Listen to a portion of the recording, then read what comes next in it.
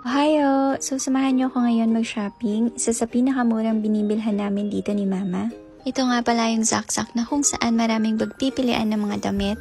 At tignan nyo naman, sobrang mumura ng mga paninda nila. Ito yung bubungad sa inyo. So, yung shorts is 109 yen lang or 45 pesos sa atin. Kaya alam nyo na, syempre kumuha ako ng pink at saka yung orange. Lumipat naman tayo dito sa kabila. 219 yen lang to or 85 pesos. Tapos ito, 109 yen lang ulit, or 45 pesos. Ito naman kinuha ko din. Ito gusto ko sanang kunin, kaya lang marami na akong ganyan kasi mahilig ako sa medyo mahahabang shorts.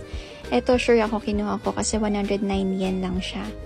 Alam nyo ba guys, laging sale sila dito, kaya yung mga damit ko, lalo na yung mga pang-office, dito ka na binibili kasi ang mumura.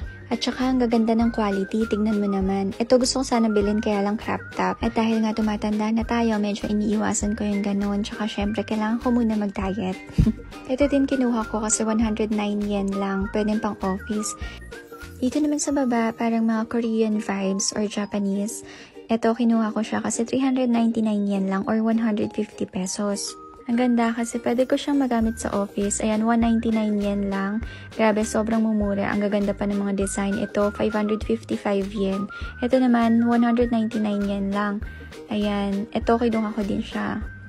Guys, lahat to brand new ha, hindi siya second hand. So, kung nagtataka kayo ba't mura, ganun talaga dito sa Japan. Sobra silang mag-sale. Kaya pag sale talaga as in 90%. Kaya, pagpunta nyo dito, sana makakita kayo ng Zakzak at huwag kayo magdadalawang isip na pumasok. Kasi bukod sa mura na, maganda pa yung mga quality. O, tignan nyo naman yan. O. Ang ganda ng tela niya, hindi siya manipis, meron yung mga makakapal, meron din yung malamig yung tela sa katawan. Sa mga nakatira dito na hindi pa alam, madalas mag-sale sila pag magpapalit na yung season. So tulad ngayon, magfo-fall na or autumn. Kaya yung mga pang summer, ayan, ginagawa na nilang sale. Nakabili nga rin pala ako ng mga gantong dress na mahahaba, na kahit hindi pa ngayon, alam ko soon makakapag-beach ulit ako. Ito, nabili ko kasi 109 yen lang siya. Biruin mo yun, may dress ka na for 45 pesos. Siyempre, kinuha ko din to kasi dati 3,000 yen siya pero ngayon 611 yen na lang or 235 pesos. Ang dami-dami talagang pagpipilian. Tingnan mo, dress, long dress, tingnan mo ang gaganda, 555 yen lang. Dito naman pwedeng panlalaki at pambabae no t-shirt. Ito kinuha ko to kasi 199 yen lang or nasa 80 pesos. Nakalagay nga pala yung mga dati nilang price, kaya makikita nyo talaga yung difference at yung laki ng nabawas sa presyo ngayon. Ito may tatak siya Marvel, kaya kinuha ko na, nasa 399 yen lang din siya. Ang cute kasi ng kulay niya. Dito naman pinapipili ako ni Mama kung ano daw magandang design para sa kanya. Kasama din pala namin yung pinsan ko na si Kuya Miko. Ayan, tignan nyo, may mga pants pa, yung mga usong pants ngayon. Kung gusto nyo naman ng mga sexing damit, ayan, nasa 99 yen lang din. Ang dami. Minsan ikaw na nga lang susuko sa kakatingin, sa kakahalongkat.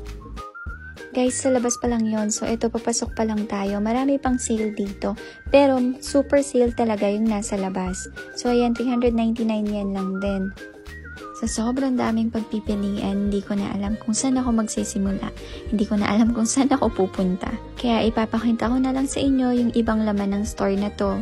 So, meron silang pants, pang-office, pang-labas, pang-lakad, at kung anong mga kailangan nyo. So, dito nga ako naghahanap kasi yung mga gantong style, yung gusto ko ngayon. Kasi, since mainit, madali lang siyang suotin. Pero wala akong nahanap kasi ang hahaba, hindi kasya sa akin. Ayan, at dahil mag-autumn na din, meron na silang mga panlamig. Ayun na nga, pati yung pinsan ko naghahanap ng damit para sa asawa niya. Tingnan nyo rin naman yung nanay ko dahil hindi papatalo. Minsan pa nga, mas mahal pa yung binibili kesa sa akin.